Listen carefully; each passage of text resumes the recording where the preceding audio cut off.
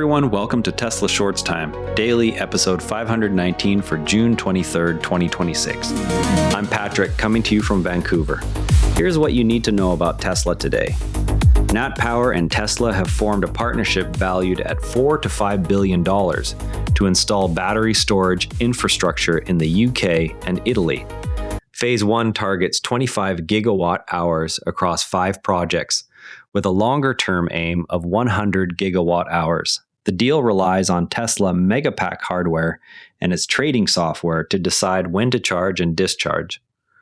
Over 20 years, the projects are projected to generate more than $15 billion in revenue. The initiative is intended to help balance power grids that are adding more wind and solar capacity.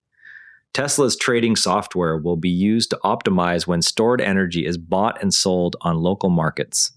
The projects aim to support grid stability as renewable generation grows in both countries. Tesla filed a U.S. trademark application for the name Megapod under serial number 99893717. The filing lists Tesla Incorporated at its Austin address as the applicant. The move aligns with the company's growing focus on large-scale energy storage and AI infrastructure needs. No public details on the product itself have been released yet. The application comes as the company expands both Megapack production and data center-related projects. Observers see it as another indicator that Tesla is preparing infrastructure for higher AI training and inference loads. Tesla has begun showing in-car celebrations when drivers reach certain milestones without interventions on FSD supervised. The feature recognizes periods of hands-free, intervention-free driving and marks them with on-screen animations. The update is rolling out to vehicles already running recent FSD software versions. Owners can track their current streak length inside the car software menu. Vehicles are now marking long stretches of intervention-free driving with on-screen animations. The feature gives owners a visible record of their current streak length inside the car.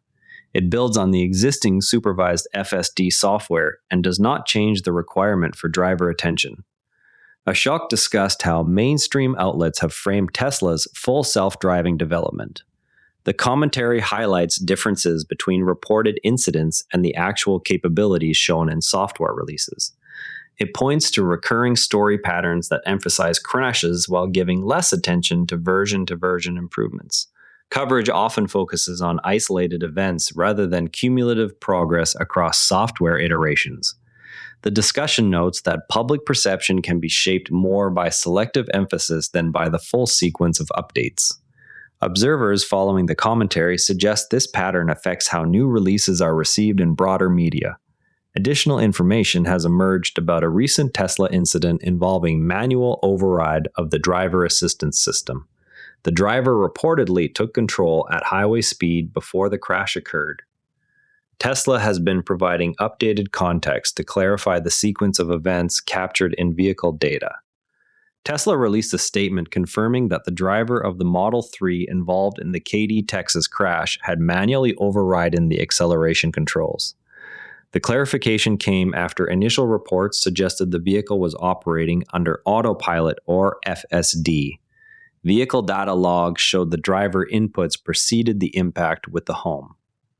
Tesla stated that vehicle data from the June 19 crash in Katy, Texas showed the driver had manually commanded acceleration before the Model 3 struck the home. Tesla has been sharing updated logs with investigators to separate driver inputs from system behavior. A Model Y left the road and struck a home in Katy, Texas on June 19. Resulting in the death of a 76-year-old resident. The driver told police the vehicle was on autopilot at the time. Tesla later stated that data showed the driver had manually commanded acceleration before the collision. Video of the June 19 crash in Katy, Texas circulated widely after the Model 3 struck a residence. The driver initially attributed the incident to autopilot. Tesla responded with data showing manual override of the accelerator occurred before impact. Community discussion on X shows widespread anticipation for the next hardware iteration of Tesla Optimus robot. Observers expect visible updates to the humanoid platform in the coming months. The conversation centers on improvements in dexterity and production readiness ahead of 2027 volume targets. Recent factory videos have raised hopes for visible iterations soon. Community posts show growing anticipation for the next Optimus hardware revision. Observers note that recent videos and factory updates have raised hopes for visible progress on the humanoid robot.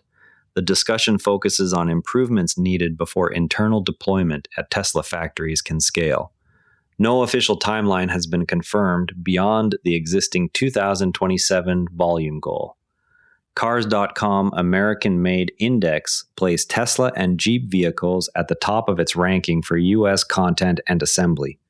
General Motors did not appear in the top 20 despite its large domestic manufacturing footprint. Toyota led all automakers in the number of vehicles built in the United States. Multiple Tesla models placed near top of Cars.com index for U.S. content and assembly.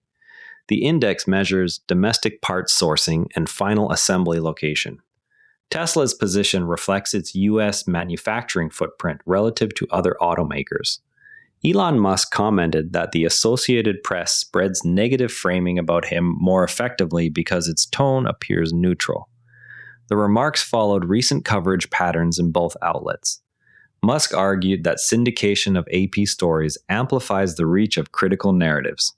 Analysis of two Guardian articles published in June 2026 shows repeated links between Elon Musk and far-right activity.